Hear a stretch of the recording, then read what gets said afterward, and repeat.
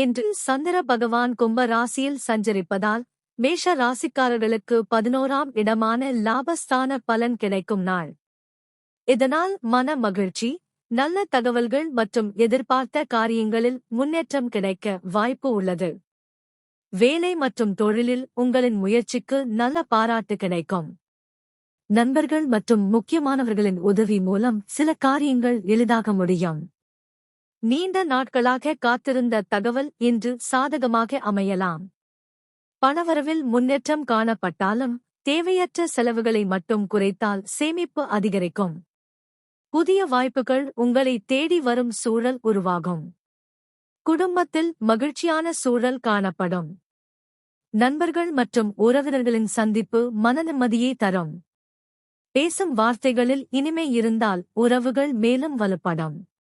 ஆரோக்கியத்தில் பெரிய பாதிப்பு இருக்காது. ஆனால் உடல் சோர்வு வராமல் ஓய்வில் கவனம் செலுத்துங்கள்.